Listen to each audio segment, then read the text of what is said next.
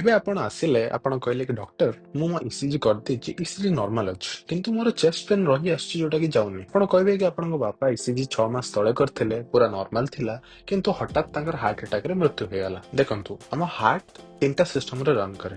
ପ୍ରଥମ ହଉଛି electrical system, ଯୋଉଟା କି ହଉଛି ଆମର ଇସିଜି। ତାପରେ ଆସୁଛି muscular system of the heart, ଯୋଉଟା ଆମର ପମ୍ପିଂ ଅଫ ଦ ହାର୍ଟ କୁ କୁହାଯାଏ, ଯୋଉଟା 2D ଇକୋ ଦ୍ୱାରା ଜଣା ପଡିବ। ଏବଂ ଲାଷ୍ଟ ହଉଛି ଯୋଉଥିରେ ଆମର ବ୍ଲଡ ଫ୍ଲୋ ଜଣା ପଡେ, ଯୋଉଟା କି ହଉଛି ଆଞ୍ଜିଓଗ୍ରାମ। ଗୋଟେ ହଉଛି ଯୋଉଟା ସିଟି ମେସିନ ଦ୍ୱାରା କରାଯାଏ, ସେଟାକୁ ସିଟି ଆଞ୍ଜିଓଗ୍ରାମ କୁହାଯାଏ। ଆମ ଭେନ୍ ରେ ଗୋଟେ ଡାଇ ଦିଆଯାଏ, ଯୋଉଟା କି ଆମର ବ୍ଲଡ ଫ୍ଲୋ ଇନ ଦ ହାର୍ଟ କୁ ଦେଖେଇଥାଏ। ଯୋଉ ଲୋକମାନେ ଫିଟ୍ ଆଉ ଫାଇନ୍ ଅଛନ୍ତି, ନର୍ମାଲ ଅଛନ୍ତି, ତାଙ୍କ ପାଇଁ ଏଇଟା ଆମେ କରିପାରିବା, ଯେମିତିକି ଆପଣ ଆଉ ମୁଁ, ଯିଏ ବାସ୍ ରେଗୁଲାର ଚେକଅପ୍ ପାଇଁ କରିବାକୁ ଚାହୁଁଛନ୍ତି। ବଟ୍ ଯଦି କାହାର ଚେଷ୍ଟ ପେନ୍ ରହୁଛି ଅର୍ ବ୍ରେଥଲେସନେସ୍ ରହୁଛି, ନିଶ୍ୱାସ ନେବାର ଅସୁବିଧା ହଉଛି, ଦେନ୍ ଫୁଲ ଫ୍ଲେଜଡ ଆଞ୍ଜିଓଗ୍ରାମ କରିବା କଥା, ଯୋଉଟା ଗୋଟେ କ୍ୟାଥ ଲ୍ୟାବରେ ହେଇଥାଏ। ଦେଖନ୍ତୁ, ଏବେ ଯଦି ବ୍ଲଡ ଫ୍ଲୋ କମିଛି, ତାମାନେ କି ଇସିଜି ଡିଟେକ୍ଟ କରିବ, 2D ଇକୋ ବି ଡିଟେକ୍ଟ କରିବ, କିନ୍ତୁ ଯଦି ବ୍ଲଡ ଫ୍ଲୋ କମ୍ପ୍ରୋମାଇଜ୍ଡ ଅଛି, ତାହେଲେ ସେଟା ଡିଟେକ୍ଟ କରିବ ନାହିଁ।